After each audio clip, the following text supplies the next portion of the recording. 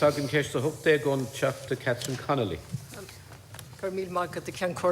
Minister, I was asking a very specific question on the publication of the report, and you've clarified that it has been published, and I'm aware of that. The misunderstanding was on my part. I thought the Department of Finance itself was carrying out a report. So if you could address in your reply, moving on from the fact that it's been published, and I have it in front of me, can you just move on from where we're going on the findings of that report? Thank you. Specifically, the findings of the report estimate that the share of firms making losses throughout 2020 and 2021 could have been around 1/3 higher if supports were not available.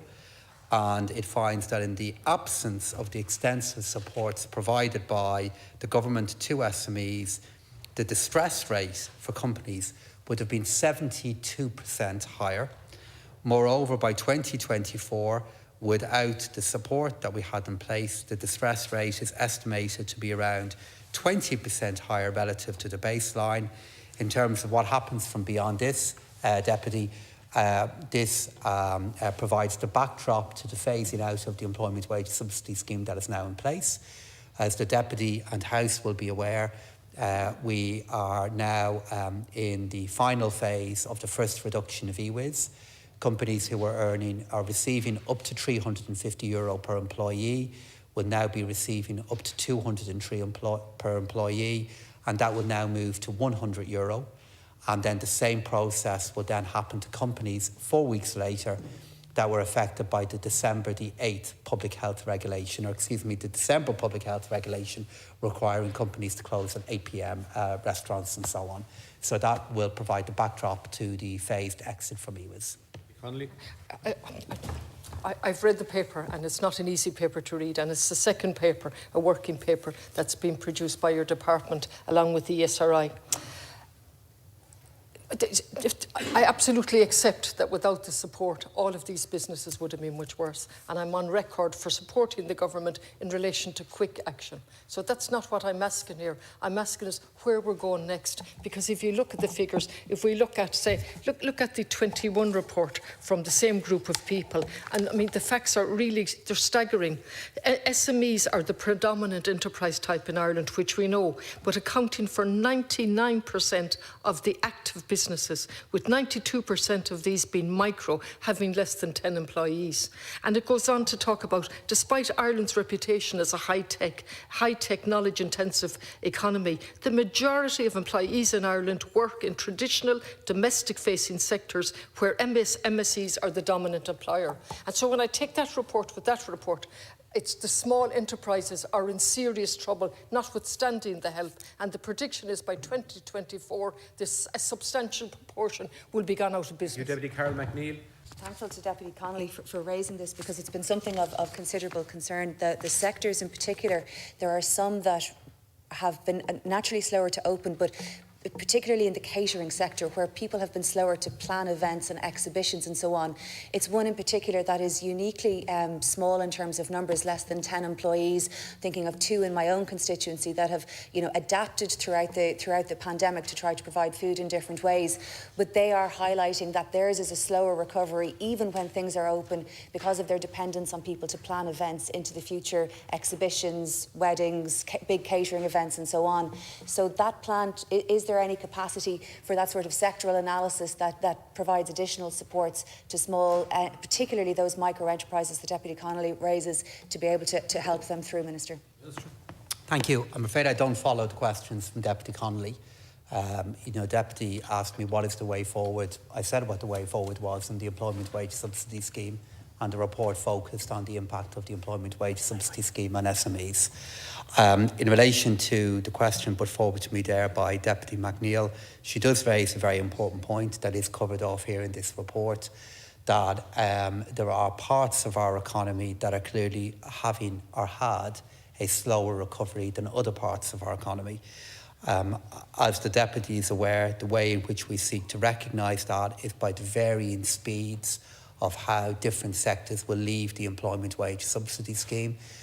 Will there be a need to do further sectoral analysis? I think there will be, to better understand how different parts of our economy are responding to withdrawal of supports. But even with that analysis done, Deputy, as I'm sure you'd appreciate, we simply can't be maintaining, nor indeed are you calling on me to do so, we can't be maintaining an employment wage subsidy scheme that was brought in for a health crisis when the health crisis has passed. And even though many sectors I know are now facing new challenges, the solution to those challenges can't be the continuation of this scheme. But yes, we will do more sectoral analysis, Deputy, because it is going to be a key issue for our economy across this year. Connolly. The Minister's approach, as opposed to a divide and conquer in a classroom, we have the good student and we have the not so good student that you fail to understand, is beneath you, Minister, and it doesn't do you justice in relation to the issue being raised. I didn't ask you about the extension of the programmes that you have. I asked what was the follow-up from the report that identified serious difficulties with small to medium enterprises, particularly going forward in year 24. And I asked you to focus in on that. I acknowledged that you didn't need to read out the answer to your question and to give you extra time to look at the difficulties identified by two reports, that last year and this year, in relation to small to medium enterprises. And I'm highlighting what they're telling us. They're the backbone of our country, which your colleague, Minister Fleming, has repeatedly told us in the Dáil, and I agree with him, and I agree with ye. But they're highlighted as being in particular trouble. I'm not sure why you're shaking the head, but I'll try and avoid it, and I'll try and concentrate on the issue. Well, am I gone off? My seconds are gone. Saved by the bell, Minister. No, I repeat what I said to the Deputy. Deputy, you have a habit of giving me a very precise question, and then when I give you a very precise answer back, you normally dismiss it. That's what you do. Oh, God. You asked me what is the future of the schemes, and I answered your question. You asked what is the way forward for the sector, and I answered your question. I gave you a precise answer to a precise question. And I really don't know how, in my answering your question, it's provoked you to draw an analogy of good pupils and bad pupils. That's what you did. I come in, no, sorry, Deputy, I come into this House, as is my obligation and duty, and I answer the questions that deputies put to me. But as I said, you ask a precise question, I give a precise answer, and more often than not, you dismiss it. You asked me a question about the future of the employment wage subsidy scheme, and Deputy, I answered it. I didn't ask you that question, but I keep my mask on to stop me talking.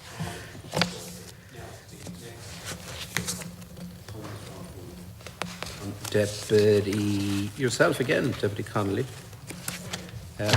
Question 23. Yes, this is just a very factual question, Minister. I wasn't expecting it to come up. I always strive to end on good terms, so I'll use my 30 seconds to sort of bring you back into good humour, and you might address yourself to the factual question here, which is very factual in relation to the status of the research by the Department Minister for Finance in relation to the collection of data on property vacancies and so on. And when you, I won't use up the time, it's set out there. Thank you. Okay. I'm glad to ensure my humour is good. I'm just answering all of the questions that are put to me, including by yourself. And then in relation to where things stand with that, I don't have the... I'll spend time trying to find the written material here, and I do so at the expense of answering your question. So where it stands at the moment is the Revenue Commissioner are currently assessing the data that they received as part of the LPT returns. And Deputy, I would expect that information will be available to me in the second quarter. And that when that information comes in, I will share it with the House and with other deputies who have a close interest in this matter. And I hope then that will guide me in the design choices that we make in a tax to tackle this issue. Thank you, Minister. I don't think I accept your answer in relation to this. I wish I could use the time to go back on the other question, but the rules preclude me from doing that. Anything? You've nothing to add, Minister? I'm sure will be liberal in its application of those rules on this occasion, if there's any matters you feel I haven't answered. In relation to the last question, I'd be delighted to follow up on the last question in relation to small to medium enterprises and which have been identified. If you choose to answer that, I'd be delighted. In the spirit that it's asked, as the backbone of the country, they're in trouble, a substantial proportion of them, notwithstanding all of the government supports, which must at some stage come to an end. But targeted supports, it's what's needed, are a targeted response. And of course, we know that as well from another department's review into the Údarás na Gaeltacht, the companies, and where the vast majority of companies in all the Gaeltacht areas have less than 10 employees. So they're particularly vulnerable as well. Gormac. And if the Town Caller will permit, so as I said, as Minister Fleming, I think, was the first to say, we of course appreciate the fundamental importance of these companies to the operation of our economy, and we recognise that via the support schemes we had in place. So to deal with your issue then regarding the future, the parky was for now, given that we've already debated it. What does the future hold?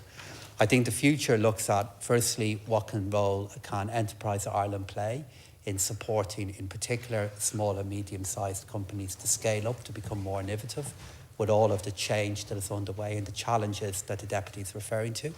Secondly, we'll need to look at funds such as the additional funding that's been made available to Ireland through the Recovery Fund, through the Brexit Adjustment Reserve Fund. Can we use that kind of funding to support SMEs in particular parts of our country that are being really adversely affected by the issues that we've touched on here this evening? And then it will be an ongoing focus of mine in the implementation of this budget and beyond to try to deal with particular issues that are affecting the viability of Irish SMEs. I agree with you on the fundamental importance and the need for us to continue to find ways to support them.